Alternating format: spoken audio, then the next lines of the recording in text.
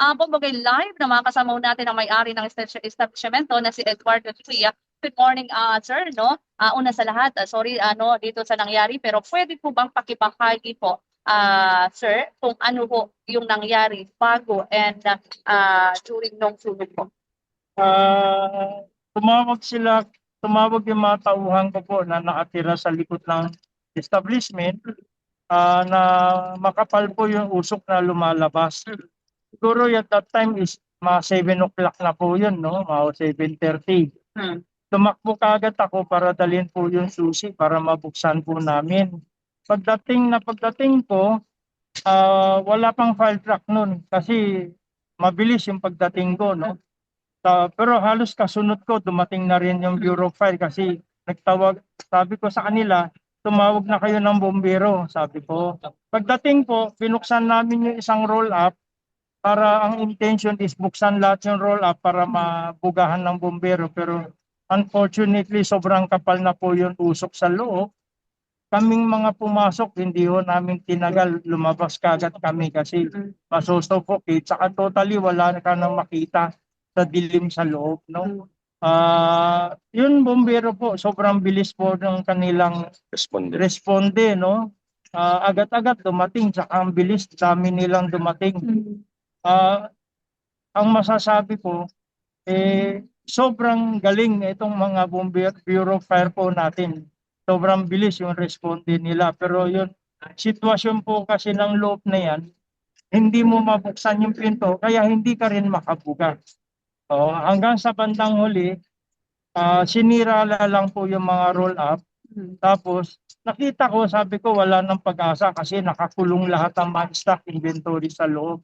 Kahit anong gawin mo, hindi mo nga mabuksan yung pinto, paano ka magbubuga, no? Kaya yun po, nagtuloy-tuloy pa yung sunog hanggang sa, yung nga, una, siyempre, mahirap para sa akin yung masunugan. Pero nung huli, nakita ko po na ginawa naman po namin lahat ng magagawa namin, including yung mga bombero, fire department. Dumating pa ho yun, fire truck ng airport, no? Opo, gamamitan ng chemical. I think may 10 bombero po nagtulong-tulong kagabi pero hindi ho pinaya. Lang namin is buti na lang wala pong nasugatan at walang nadamay na kapitbahay kasi naka-firewall po yung buong perimeter. Dumating din po si kagabi, tumulong po, nandito po si Mayora Mayla, andito rin si ex-congressman Randy, si Governor, andyan po silang lahat, Governor Aglipay, si Fire Marshal, Provincial Fire Department, nandito po sila lahat kaya sobrang dami tumulong dito. Talagang lang siguro talagang hindi kinaya. Kaya para sa akin is, sa dami ng tumulong na nakita ko, sobrang pasasalamat po ako sa kanilang lahat po, sa lahat ng tumulong kagabi dito. No, pati pulis, lahat, Bureau of Fire, tinanggap ko lang ng maluwag kasi nga ginawa naman ng lahat yung magagawa pero hindi talaga kinaya. Siguro andun na po ang talagang kanya. 35 years na po kami dyan, ma'am. Every day, every 5 o'clock bago kami lalabas, sinashut off po namin yung main breaker namin. Kaya hindi rin namin masabi saan po nanggaling. Yun lang po. Okay. Sir, pwede mo matanong kung magkano ang initial na pinsala ko, sir? Estimate ko po kasi total naubos totally walang naiwan, no? Kundi debris na lang. Ang estimate ko, at least nasa 100 million po ang laman ng pwesto namin, no? Kasi 5 years ago, nagkaroon kami ng inventory every 5 years. Doon ang basis namin kung kung magkano ang halaga ng laman niyan. Kahapon po, nagkaroon pa ng 2 truckload na deliveries po kahapon naipasok pa ho lahat yan. Di naman natin alam na may mangyayaring ganun. Yun lang po. Opo. Wala po bang cash, sir? Mga importanteng gamit? Dito po, walang masyadong cash po dyan sa amin. Ang mahalaga na gusto kong ma-recover dyan is yung mga fireproof na Mm. safety bolt namin. Nandun po lahat ng receivable. Mm. Oo. Nandun din po yung mga titulo, yung mga importanteng mga kontrata, nandun po kasi lahat. Kaya Mm. hopefully, pagka nagbigay na po ng clearance ang Bureau of Fire Mamya, under their supervision, Mm. baka pwede namin ilabas yung mga bolt mamya. Mm. Ano po yung mga laman po ng vault, Puro, sir? puro documents po eh. Yung Mm. documents, ang walang masyado sa cash kasi pati pasweldo namin. Sa bangko na rin ang Mm. withdrawal ng mga employees namin. Pati collection, cash. Collection po, karamihan cheque po eh. Mm. Kaya yung bolt namin sa loob, yung sana ma-recover namin. Kasi ma-check in-issue ng client sa amin, gusto namin ma-recover lahat yun. Tsaka yung mga titulo, mga papeles, importanteng papeles.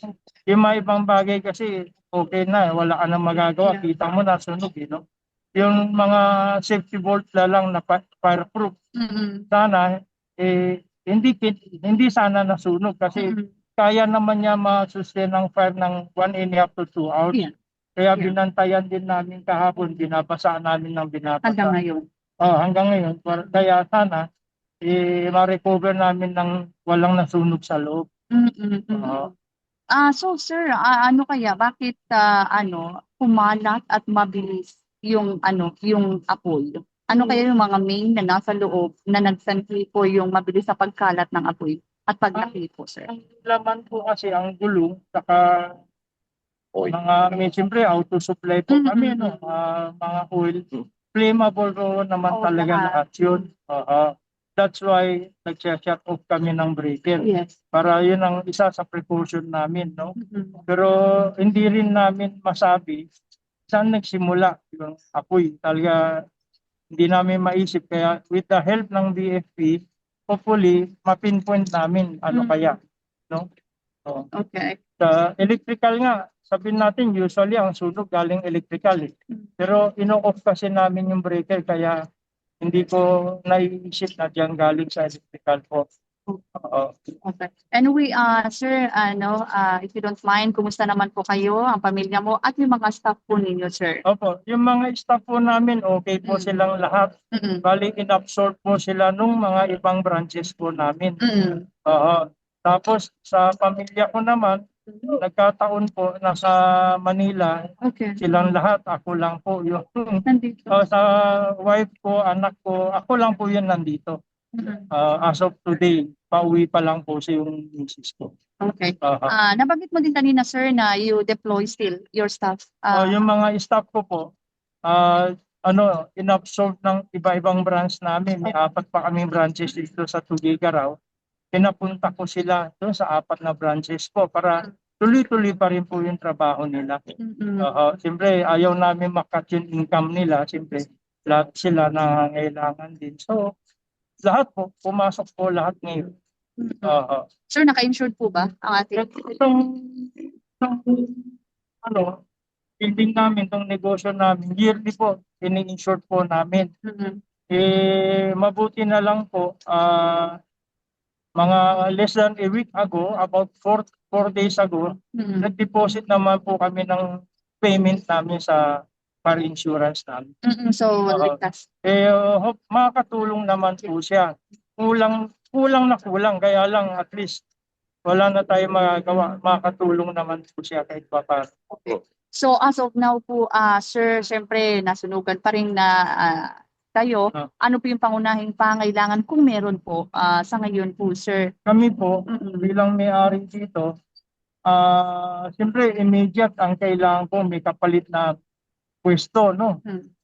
Hindi naman namin agad-agad magagawa yung, pero sa ngayon, ang concern namin is hindi maputol yung trabaho ng mga employees namin. Yun lang po ang pinaka-priority namin. Kaya po, diniplay ko po sa iba-ibang branches na. Kami naman, wala naman kaming naiisip pa na paraan para saan siya ililipat kasi hindi ganun kadali. No?